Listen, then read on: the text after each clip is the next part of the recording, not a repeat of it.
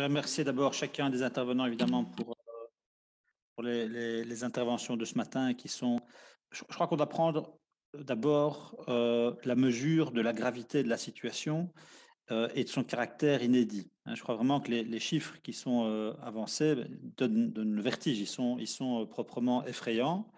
Les baisses habituelles de l'été nous positionnent encore manifestement bien au-dessus de ce qu'on anticipait il y a à peine quelques mois, quelques semaines dans les scénarios les plus pessimistes.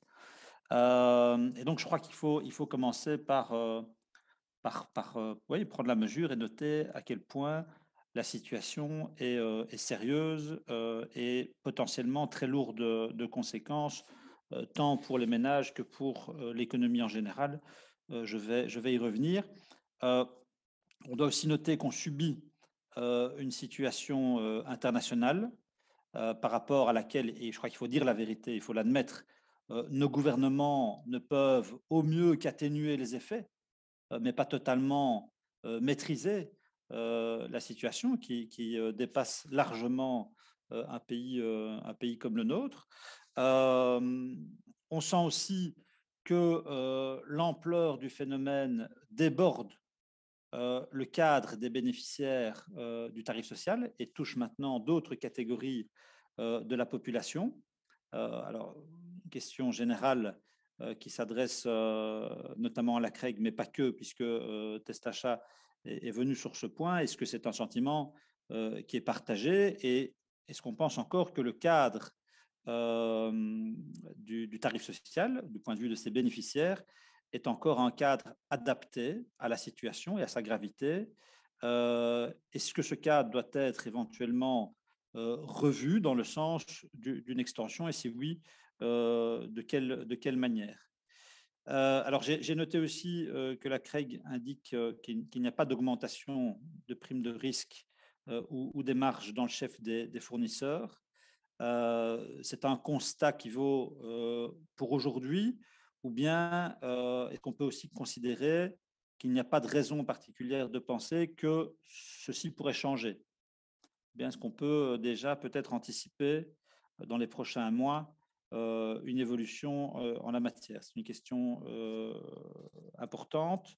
Euh, alors, on ne sait plus très bien si on est dans un phénomène conjoncturel ou structurel. Je me souviens qu'en octobre 2021, la CREG indiquait que les prix étaient censés baisser à partir de l'été 2022 pour retrouver leur niveau d'avant-crise vers 2024. Je pense que c'est la FEB qui a parlé de 2025 maintenant, en tout cas d'une crise qui pourrait perdurer au-delà de 2025.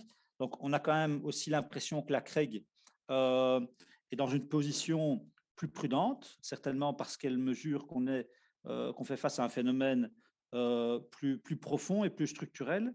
Et donc, je voudrais vous demander, sur base de ce constat, est-il possible de faire un exercice qui est difficile, hein, mais d'évaluer ou d'estimer quelle est la part sur l'impact de la hausse des prix, la part, un, des pannes dans le parc nucléaire français, deux, des opérations de maintenance en mer du Nord, qui sont deux phénomènes censés être plus ponctuels, et trois, du rôle de la Russie et de l'impact géopolitique des relations entre la Russie et l'OTAN. Et alors ensuite, est-ce que vous pourriez aussi nous donner des informations quant aux perspectives d'évolution relatives au niveau de stockage, compte tenu notamment des projets en cours ou envisagés et par exemple à la centrale de Caux. Euh, alors, ensuite, est-on en mesure, et ça a été abordé dans une des dernières présentations, abordé de manière plus précise, en tout cas de faire une estimation de l'impact sur l'économie et sur l'emploi.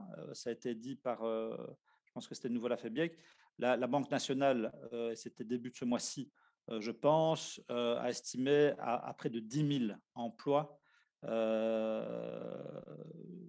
tout cas 10 000 le nombre d'emplois qui pourraient être détruits dans les secteurs gros consommateurs d'énergie. Voilà, est-ce qu'on a d'autres études qui estiment l'impact de la hausse des prix sur l'emploi et sur l'économie? Et si oui, est-ce qu'on peut en prendre connaissance? Quel est aussi l'impact sur l'inflation? Est-ce que c'est anticipé? Et puis, enfin, le risque de faillite pour les fournisseurs d'énergie. On sait qu'on en compte déjà deux. Est-ce qu'on peut en anticiper d'autres? Et j'ai noté aussi Fébellier qui disait qu'il s'agissait d'un problème européen. J'ai été très marqué par la différence des courbes entre ce qui se passe chez nous et ce qui se passe aux États-Unis, voilà, européens, asiatiques. Alors, quel est l'impact pour la compétitivité de nos entreprises? Voilà, dans l'analyse de l'impact socio-économique, c'est évidemment une question importante. Voilà, j'essaie de respecter mon temps de parole, Monsieur le Président.